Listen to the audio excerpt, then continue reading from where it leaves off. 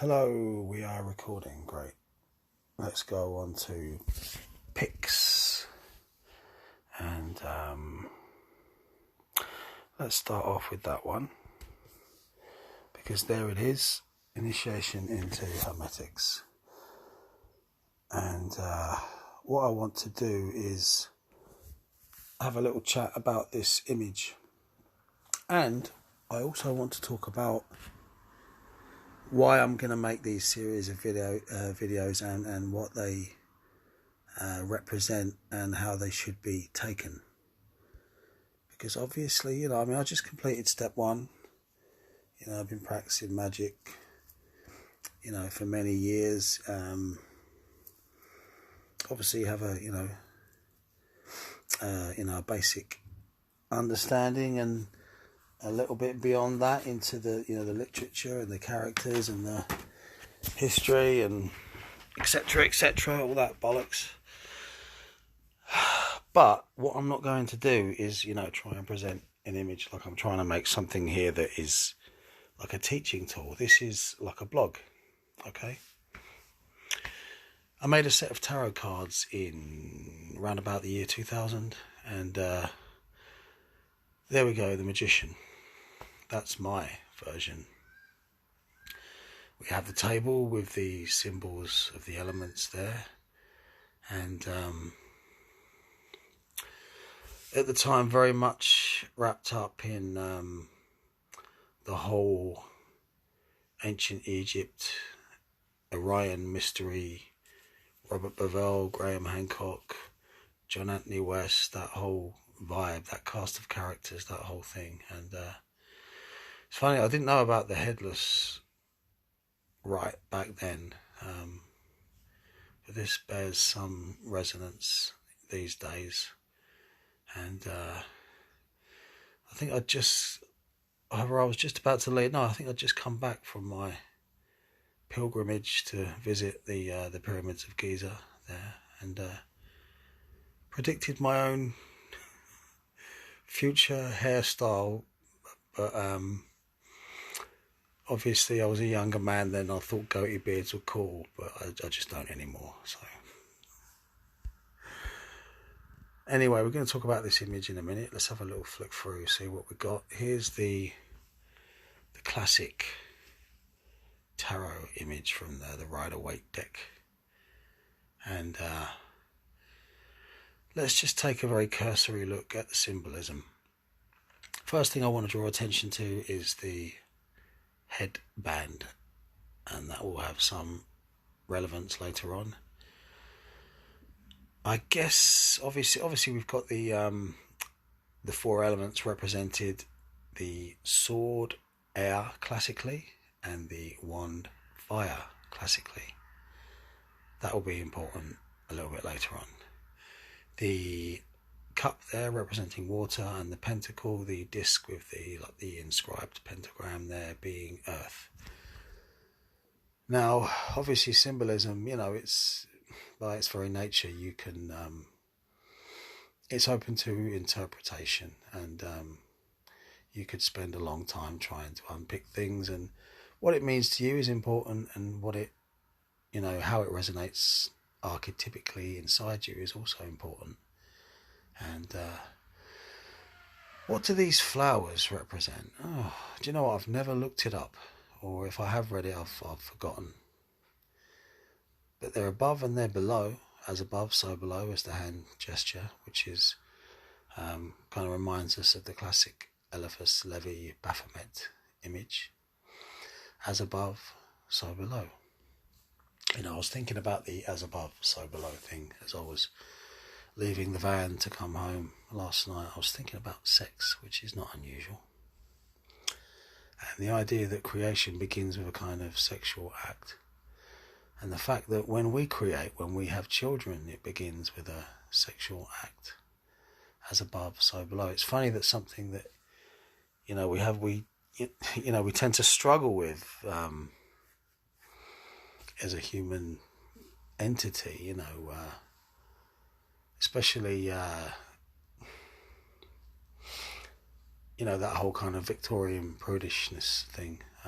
but for good reason. It's a very powerful and potentially dangerous thing, that has to be, taken seriously to some degree or another. So, but it is odd, you look up to the stars. I remember there was one, referencing, thinking back to this image. I used to spend a lot of time looking up at the stars, and I remember one time I was sat on a bench at the bus stop, and I was looking up, and I can't remember now because memories, I don't know whether I was actually looking at Orion or just thinking about it, because I would spend a lot of time, especially when I was on my night shift at work as a security guard, walking across the roof of the shopping centre. I would gaze up at the stars, and anyway, this particular moment, I remember sat there on this bench, I thought, bloody hell. There's something about Orion that is making me think of semen. When you just come out of it like that, it's a bit crude. Because beneath the belt, there's this shining, my eyesight's not that great. I've got actually a corneal graft in the right eye, so I literally see through the eyes of the dead. And the left eye is okay, but not as good as it could be. So, especially when I look up the stars, there's a slight blurring, so I can't always be sure exactly what I'm looking at, but there seemed to be a kind of faint glittering in the region just underneath the belt, and I took that to be like a penis, if it was resonant with the figure of Osiris in from that tradition. And then I thought about stellar nurseries, Orion.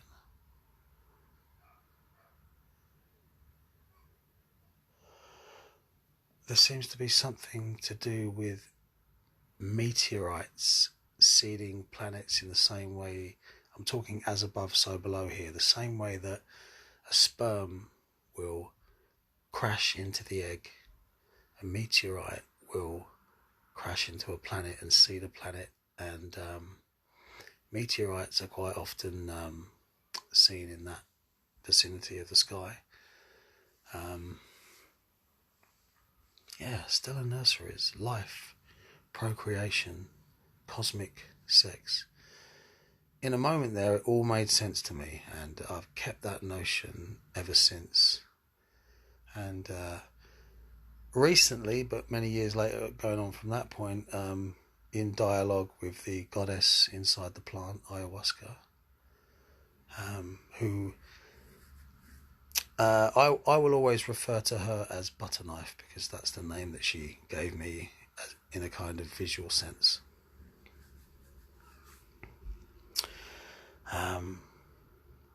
She said that Orion was a father amongst fathers, and herself, as representing the Mother Earth, was a mother among mothers. So there's something going on there. Anyway, that's a kind of side issue. I thought I'd start it off with something to get us thinking here, because that's what this is. It's a thinking exercise. I am documenting my own ignorant journey through the Franz Bardon system, with a little anecdote here and there and a little bit of personal bullshit, and it will all make sense in the end. What's the next? Oh yeah, we're talking about the magician. Eternity. So we have the 4 elements on the table. Where's the 5th?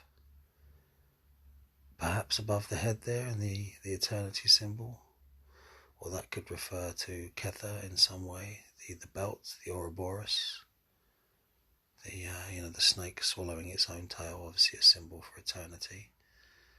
We can find it if we look. There's a white wand in the right hand there. It's very phallic, isn't it? And it's an implement. So if we already have a wand down there representing fire, as I previously stated, the wand, fire, the sword, air, the cup, water, the pentacle, earth.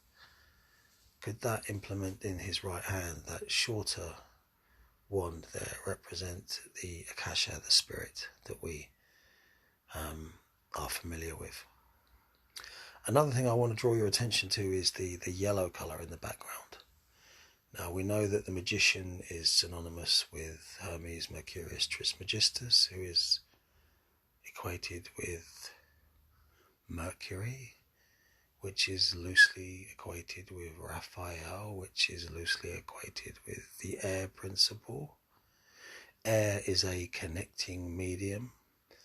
As above, so below, the connection between above and below. Mercury is a laughing god, a bit of a rogue. How is humour arrived at? It's arrived at through bizarre connections with things. It all begins to make sense, and yellow is traditionally the colour associated with air in the occult philosophy. So we don't need to necessarily have all of this running in our mind in terms of a dialogue within, but it's there immediately. You know, the beauty of symbols. Don't need to tell you that, obviously. But personally, I also equate Raphael with a rising sun on the horizon, and that kind of bleeds into the notion of yellow. And on a previous video, my experience with a vision of Raphael in a mirror rising from an astral sea gave birth to a magic ritual, which my friend happened to see me walking up the hill wearing a yellow jumper. So this all ties in for us. That's on the, what did I call it? Can't even remember what I called the video now. Something about the goddess of Bluebell Hill magic and something blah blah, whatever, you'll find it. Me and Samuel Connor. Right. There we go. I'm not going to, I mean, what I might do is from time to time do a little bit of reading from the book, and so I'm documenting my own relationship with it in terms of the way I already think about things, and you know how my mind might change and this kind of stuff. My copy is from 1976, so it's 1 year older than me. As we open the book, we have a picture of Mr. Bardon looking very dapper, and note the tiger's eye ring there. Next to, is that a wedding ring? I should think so. The foreword. Don't need to read that. Introduction, don't need to read that, but there is some mention of divine providence, and I would like to say that this notion of divine providence, I definitely see reality as chaos and an emerging order. You could say that things were ordered into being. That's, you know, to some extent correct, but there is a chaotic interplay going on a very visceral level, and life is extraordinarily unfair and very dangerous, yeah. And life is full of hazards. We're all going to suffer. We're all going to experience sickness and loss and heartbreak and all these kind of things, and struggle to find a place in the world unless we're just some kind of arrogant robotic moron that happens to find ourselves just chucked into a good stream, and very little development will take place. Also, the opposite can happen, you know, through by being either crushed by circumstance or not having the capacity mentally to grow, you know. Reminds me of that quote from the Bible that, you know, some seeds will land on rocky ground, etc., etc., that kind of thing. So it's chaotic, it's random, but if you're conscious, it's like the consciousness of the universe will try to interact with you. And this is kind of how I see divine providence from my beginning stage here. Again, as stated in a previous video, if you make an effort in the direction of the Holy Guardian Angel, it will be answered. And we tend to struggle with the notion that, you know, from the point of view of how extremely difficult and unfair life is, and can quite rightly feel indignant and pissed off, yeah? But nonetheless,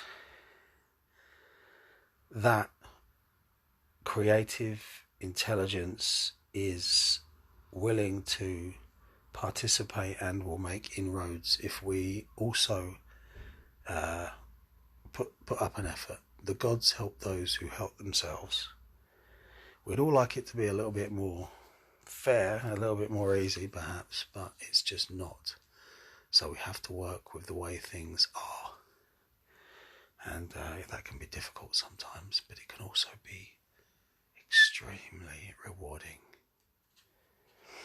And my heart bleeds for all of the lost causes, believe me. And sometimes I feel like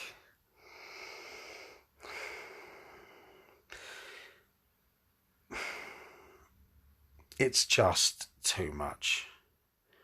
But it's an act of defiance to not give in, and that is appreciated. Right. So we're going to read that text right there on that page. On the it's actually called the First Tarot Card Interpretation of the Symbolism.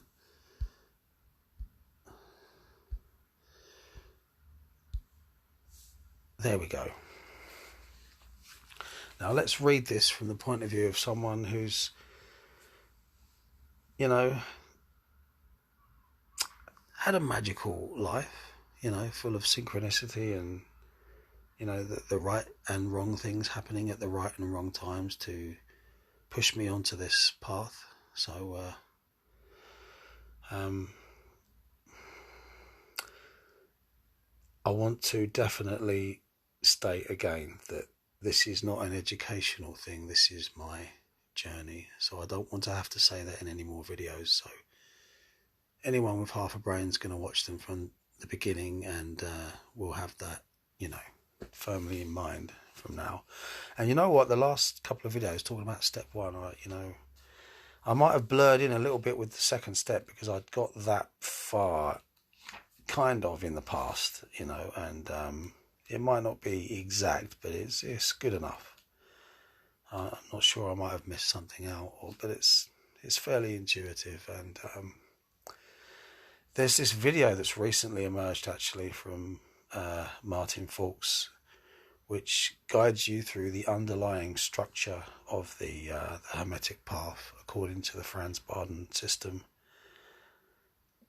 That's really valuable. Definitely find that and give it your full attention. Right, let's read this page and look at the picture. Below you will find the mineral, vegetable and animal kingdoms expressed in a symbolic manner. Okay, so we've got the animal, the elephant, we have the mineral, the rocks and the earth there, the vegetable, the plants. Okay, that kind of speaks for itself. The female on the left side and the male on the right hand are the plus, positive, and the minus, negative in every human being. So we know that this yin-yang thing, this fire, water, you know, the red and the blue, the electric, the magnetic plays itself out archetypally through, you know, all levels and experiences. So we know, you know, as men and women, we embody those qualities, but we also embody the opposite qualities and the the connecting principle and the binding principle, you know. But let's just stick to where we are at the moment. In their middle is to be seen an hermaphrodite. It says a hermaphrodite. I can't say it without saying an. I'm old-fashioned like that. In their middle is to be seen an hermaphrodite, a creature personifying the male and female combined in one, as the sign of consanguinity between the male and the female principle. So there we have air between the fire and the water there, the male and the female. And together, when they hold hands, they become earth. Something has solidified. It's a very strange notion that to get your head round, that we have I mean, we can go back before that, and we will later. The male principle is emanated out and caught by the female principle, the magnetic. And between them there is born a relationship, and a child is created, if you like, which is our hermaphrodite there, the air principle, which is both and neither and something new, and creates a link. Again, this equates to the idea of Mercury being quick.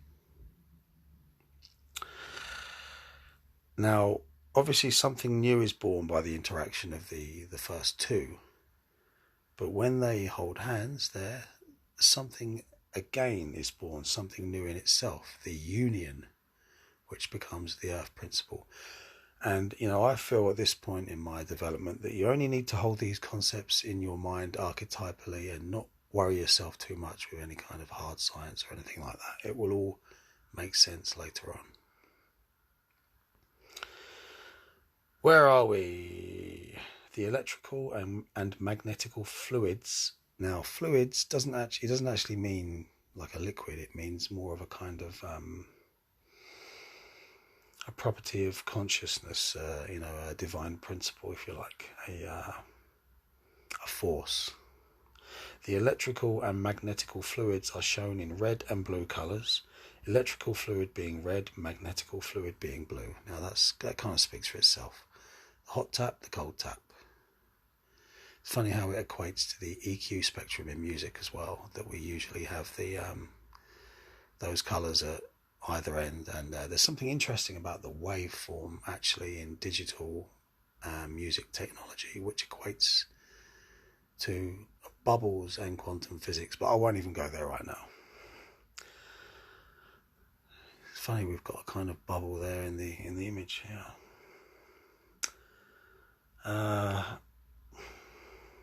The head region of the female is electrical, therefore red. The region of the genitals is magnetical, consequently blue. As for the male, it happens to be in inverted order. So obviously we've got your guy there with the electric tallywhacker and the magnetic head. Reverse that for the female. We have the magnetic sweet spot and the electric mind. Now, anyone who's ever been married will know something about this intuitively, especially if you've lost friends over the years after they've got married. This tends to be the way things usually play out, and that's probably why I'm divorced, because I wasn't ever up for any of that necessarily. Saying that though, I mean, I was married to a Turkish woman. She was very old-fashioned. She's a good lady, and I respect her greatly, despite everything. Now, between them, I was going to say, it's like a woman can control a man if she provides him with sexual stimulus. That's a very keen point of control for a guy. Yeah. And although the male may be able to dominate physically, usually the female can dominate mentally. And this is the this is one of the root causes in the trouble and the beauty of male-female relationships. Our hermaphrodite here, I mean, I have a very unusual, and remember this is a personal blog, I have a more unusual situation these days, as I have learned to know myself, and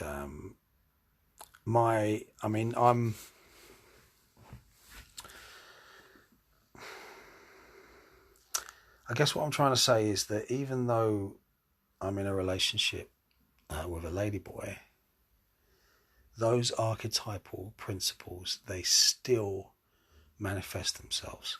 I remember I was looking at reading the Mystical Kabbalah by Dion Fortune for the second time.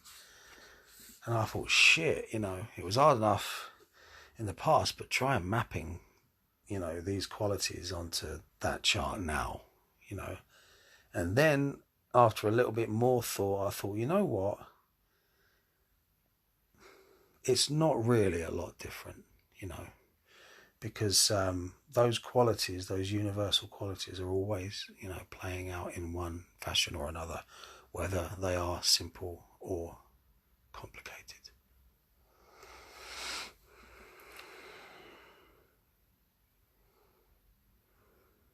Above the hermaphrodite, there is the globe as a sign of the earth sphere. Okay. Above which the magician is illustrated with the 4 elements. Obviously, we're drawing attention to the physical plane there. It's like the magician is standing above the earth sphere, raised above. And then we have the 4 elements, like emanating from rays from the lotus there, which forms the crown of the magician. Now, let's find ourselves where we are again. The globe, the sphere, the 4 elements. Above the male, there are the active elements, that of the fire in red and the airy element in blue colour. What? Above the female, there are the passive elements, the water element in green. What? And the element of earth in yellow. What? So it says here, fire in red. Yep, that tallies with what we usually know. Airy element in blue. No. Air is yellow. Above the female, there are the passive elements. The water element in green. No, that's always blue. And the element of earth in yellow. No, that's always green. I've heard about deliberate mistakes before. Is this a deliberate mistake? I hope so, because it just doesn't tally. And there is also somewhere else in this book, I won't find it right now. That's why I was bringing the attention of the tarot card earlier to the 4. Bardon says somewhere in here that the fire element is represented by the sword and the air element is represented by the the wand. But that's not true, is it? Because we know in classic occult philosophy that the air element is represented by the sword and the fire element is represented by the wand. I hope I got that the right way around there. Well, no, because I'm not going to go back and redo that. But yeah, this is weird. Why would he say that the sword represents fire when we know it's classically representing air? Why would he say that the wand is representing air when we know it classically represents fire? Are these 2 deliberate mistakes? This is very, very strange. This is a weird anomaly to begin with. Is it a printing error? I am resolved. You see, what I'm not going to do, I have decided to stay off of the forum discussions, and I'm very grateful and very lucky that if I need the advice of someone who's been through this system, it's there, and I will definitely utilise that when I need it. But there is something about going on the internet and listening to everyone chat, and it becomes overkill, and there's so many crazy motherfuckers that it actually kind of puts you off a little bit, you know, and lots of lovely, very, you know, dedicated and intelligent, and, you know, so don't get me wrong, you know, it's a mixed bag, but I do find it's a bit like, you know, if you're really into a band and you enjoy their music, it's like when it gets too popular, it kind of gets a little bit annoying because it's not quite so special, and, you know, too many cooks spoil the broth. That deeply personal meditation, that I want to experience this more old school with the benefits of new school. So if I make any interpretations which are not conventionally agreed upon in the you know, the modern crowd, then after I have completed this, then they will be taken into consideration. But the book should stand on its own. You know, you should be able, if you're intelligent enough, to work your way through this book. And yeah, you know, I've got advice there if I need it, and I will utilize that from someone who has been through the book. I think very likely before this began to become in any way popular. It's not popular, obviously, but I'm talking, you know, now we have a group online, and, you know, more people are talking about it, which is wonderful. And wouldn't it be nice, you know, if one day there was some kind of Bardonian school of Hermetics? That would be awesome. But there's something about the silence, the secrecy, a little bit of inconspicuousness, a little bit of the clandestine, which makes things beautiful in magic. It's called the occult, after all, and we all struggle with how much we should show and how much we should keep secret, or at least some of us do. I mean, you go online, you're going to find plenty of people that have got, you know, a picture of themselves, you know, holding out a tarot card in a robe, you know, standing, you know, on an altar with all of their favourite jewellery on, and their hair appropriately dyed, and perhaps a little bit of digital artwork going on as all the denizens of the underworld are making themselves present. Good luck to you. Not really my cup of tea, you know. It's an English thing as well, you know. We're eccentric, but we're also reserved. Another contradiction. Where were we? Blah, blah, blah, blah, blah, blah. Yeah. The middle along the magician up to the globe is dark purple, representing the sign of the akasha principle. Akasha being the fifth element, which is, it's not an element, so it's kind of zero really, but we kind of have to put it at fifth, I guess. That kind of makes sense. Let's read that again. The middle along the magician up to the globe is dark purple, representing the sign of the akasha principle. Up to the globe. The middle along the magician up to the globe.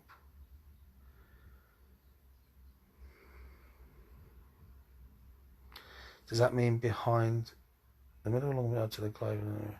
That's the akasha principle. All right, I see. That's behind Mr. Bardon there, but it's just the way that the print has come out. You can't really see it that way. Purple, the akasha principle. That makes sense. Red and blue mixed together. The original too. Above the magician's head, with an invisible ribbon for a crown. Now, remember I said earlier, let's think about that ribbon on the magician's head on the tarot card. Here, it's described as an invisible ribbon. Now, for a crown, because your real glory, your real achievements, it can't necessarily be shared with outsiders, you know. It's, you know, these are occult achievements. They will definitely reverberate into the world, I have no doubt. And anyone who's ever practiced sigil magic will have a very a good, understanding of just how much it does reverberate into the world. But we're talking about, a path, a practice, a holistic system here. It can't be seen from the outside. It can't be seen by anyone for what it is in essence. Only the results will be visible. Okay. It's an honourable thing. I believe that's what's meant by that, from my standpoint right here, right now. There is a gold-edged silvery white lotus as a sign of the divinity. So we have a sign of the divinity emanating from the head, almost like it's bursting from the crown chakra there. In the inside, there is the ruby red philosopher's stone, symbolizing the quintessence of the whole Hermetic science. Now, this is really quite something for me, because I'm going to reiterate here. I might have already said this, but been into this stuff for many years. But when it was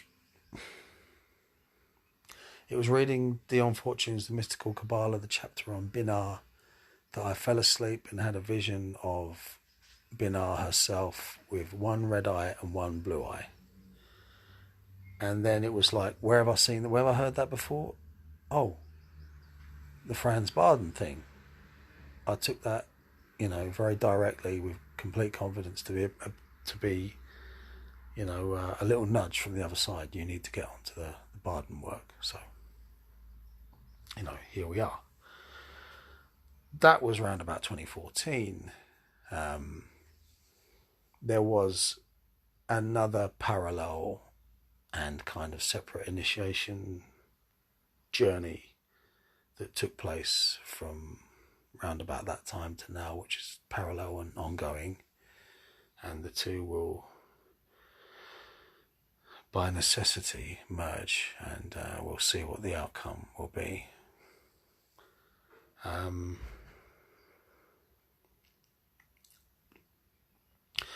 But I had a dream a couple of weeks before I re-embarked upon this, due to an astral zap experience, which I won't go into the details of.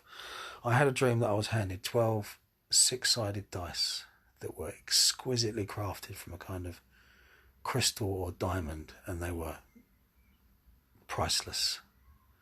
So I took this to mean a very valuable chance happening. And then I was given a great big handful of rubies, so many that some of them spilled onto the floor. And my friend Samuel Connor, we both bent down and picked them up. And I was like, whoa, whatever, treasure this is to me, whatever gain it is to me, it's also your gain. And here we are. I happen to reread this again now, going on from the dream and the zap experience, right? So that struck me like, oh. I mean, I must have read this before, but I would have read it quickly. And okay, ruby red philosopher's stone, but now it really means something to me. And why is it ruby red? Has it got something to do with the sulfur in the alchemical process? I don't know. It rings a bell somewhere. Maybe I'm wrong. I don't know, but that's something that I will look into myself and have a special interest in now. But I took that as a sign that the work can and shall be completed internally to my satisfaction in this lifetime. Take that however you want to take that. Because I might be eccentric, but I'm not egotistical. Or at least my ego's big enough to keep me going. But I see everything from the outside as well as the inside. Know what I mean? Right, where were we? The ruby red philosopher's stone. Yeah. On the right side in the background there is the sun, yellow like gold, and on the left side we see the moon, silvery white, expressing plus and minus in the macro and microcosm, the electrical and the magnetical fluids. So we have the classic sun as the male principle, the moon as the female. So the sun, like the self, the visible, creative, vibrant self, the symbol of the divine on earth, and the moon as the subconscious, the female, the intuitive, the psychic. We're all familiar with those archetypal forces. So it's funny, we have these things play out on different levels. Like we have, electric, magnetic fluid. We have the fire principle, the water principle, and the others, of course. We have this couple making love, which we'll get to soon. We're being invited to see these principles expressed on different levels and in different dimensions. I don't think they can be pinned down precisely, but we'll get to that in a moment.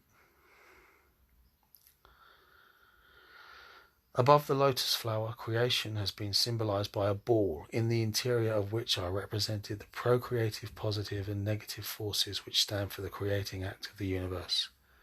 So there we have, if we use occult philosophy, actually I'll read this next bit first.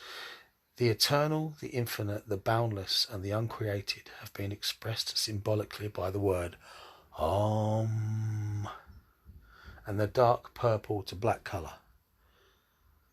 Dark purple to black, obviously we're stretching back. So we could say that the black is the unmanifest, the negative reality.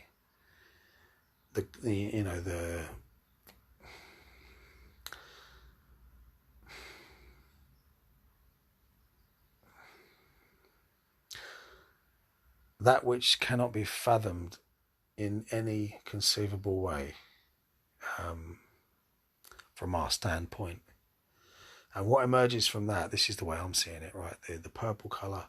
This is, if we had the unreality, the negative existence, we have a beginning point, in terms of potential, through the purple, which would be Kether on the tree, which is not, it hasn't begun to move yet, but it's there in potential, and that would be the purple, obviously the mixture of the red and the blue, because obviously the male and female principles are contained in potential within this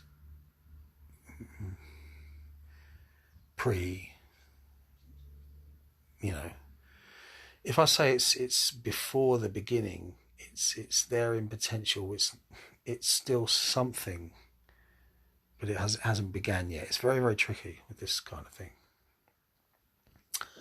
And the couple making love in the bubble there, we could see that as the male principle, Shokma, being caught in the negative principle, Bina. And then we're away. Everything starts to happen.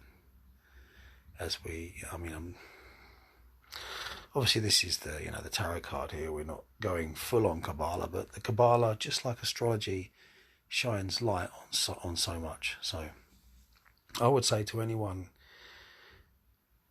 if you're enthusiastic about getting into magic, stop, learn about the Kabbalistic philosophy and the basics in astrology, and then begin with magic, because these are universal keys to understanding, or to even being able to begin to understand what the fuck is going on.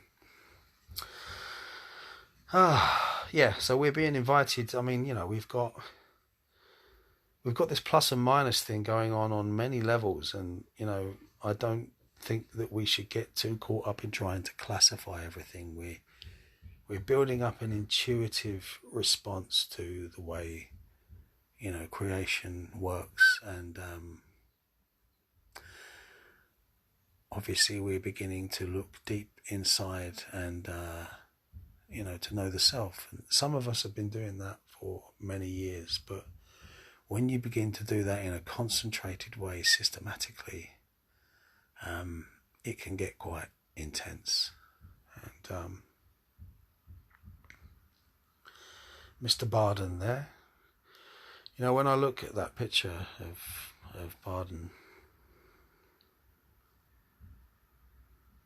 what do we see there in that face? I mean, to me, I would say, obviously intelligence, but he looks troubled.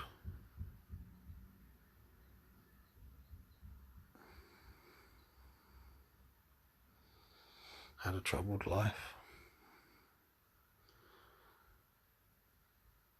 But yeah, I see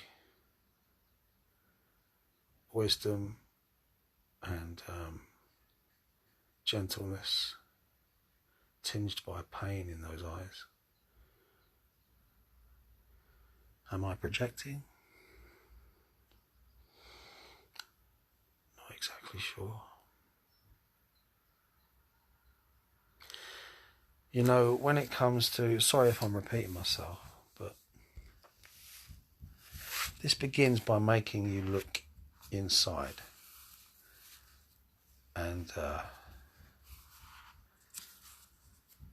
that's extremely powerful. So there we go. My personal blog, having just completed step 1. That's the way I look at the first tarot card. And I may have to create my own personal rendition of this image in my own way. That's something that's definitely on my list for the future. Thanks very much for listening, and don't be a dick.